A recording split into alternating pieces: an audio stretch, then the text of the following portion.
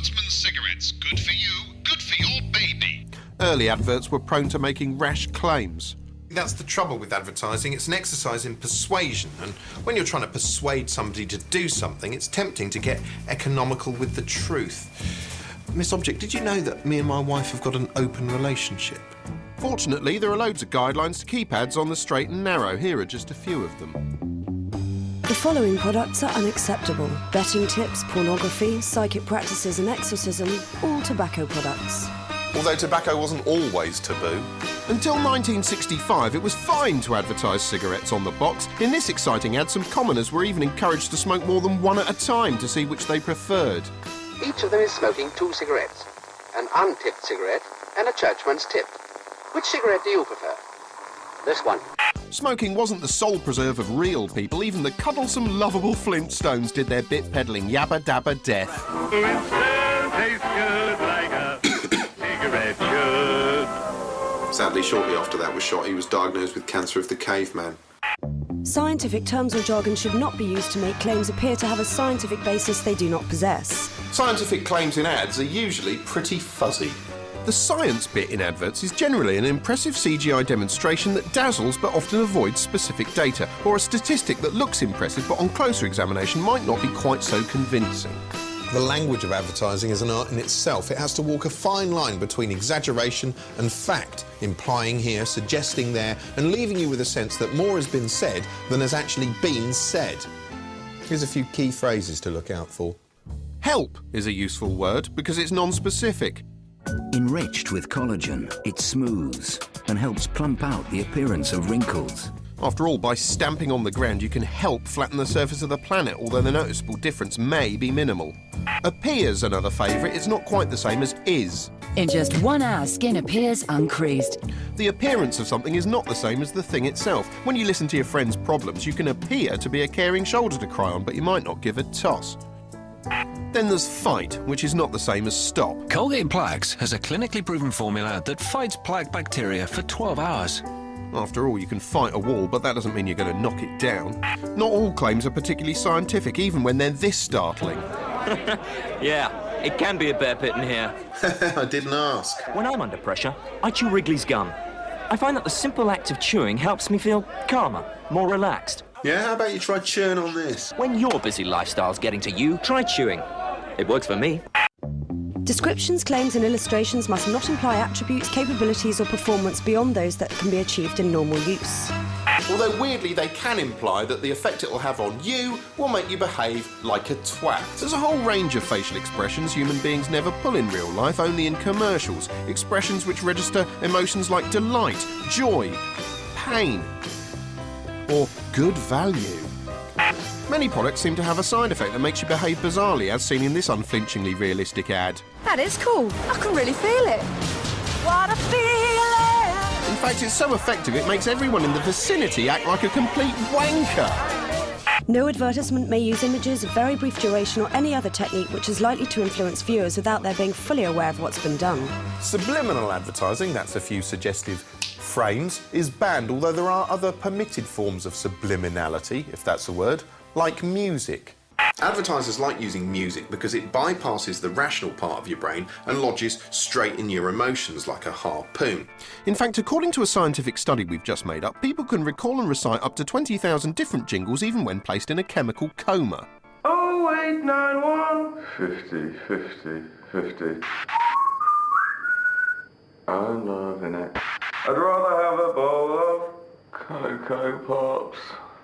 Advertisements must not cause serious or widespread offence against generally accepted moral, social or cultural standards. Adverts aren't supposed to cause offence, which makes including shots of the human body, which is the single most offensive thing in the universe, a bit of a minefield.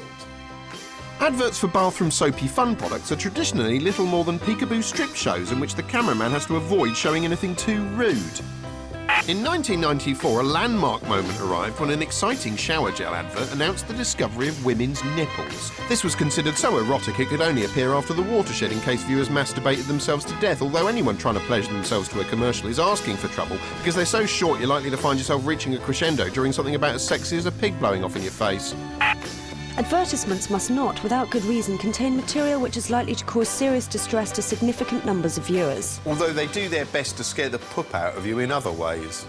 In this blistering look at 1970s society, we see how anyone who fails to buy a chocolate bar that can be easily shared with attractive members of the opposite sex is a girlfriendless loser destined to catch the bus home and spend the evening wanking and tying a noose. The notion you'll be judged for your product choice continues to this day. It's just got a bit glossier. You can tell a lot about a man by his style, his wristwatch, shoes, the company he keeps. This advert subtly conveys how this metrosexual twatamaboоб has become the envy of his chums and a veritable pussy catcher thanks to his mobile phone.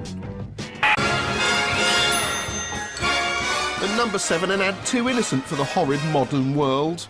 You know, I can still remember the very first sweets given to me by my grandfather. They were Werther's Original, and I was 4. Why do I feel like I'm listening to this in a support group? I remember feeling I must be someone very special when my granddad gave me his wonderful butter candy. Yeah, but you weren't allowed to tell Mummy, were you? After all, he's someone very special too, you know. I'll get a room. At number 6, Sudoku Face counts her fee for this gaudy reel of crud. Imagine a loan that makes you feel free to live your life. And spend it paying back a loan. Yes, TV's Face of Math seems more interested in drawing your attention to the enticing numbers in the pretty balloons than the off-putting numbers in the small print, which might leave you in a bit of a conundrum. It's easy. You consonant, vowel, consonant, consonant. At number 5, the greatest cartoon pairing since Dastardly and Hitler. Hello, Money, how are you? Hello, Access. Bit down, you know. Oh, done much lately?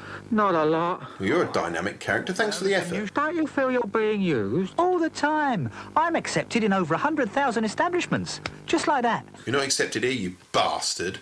At number 4, ooh, it's the greatest romantic serial the world has ever seen. Hello. I'm sorry to bother you, but I'm having a dinner party and I've run out of coffee. Come in. Thank you. Oh, I think he's gonna f*** her. Will Gold Blend be too good for your guests? Oh, I think they could get used to it.